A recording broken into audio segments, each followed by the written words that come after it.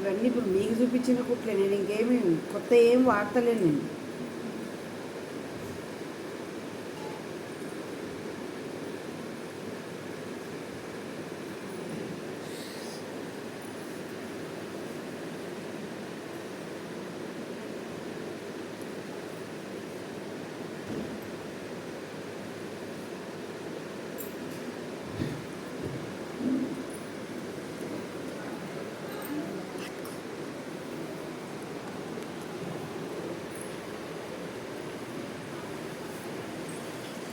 ఇట్లా వరుసగా వేసుకుంటే ఎంత ముద్దుగా ఉంటాయి.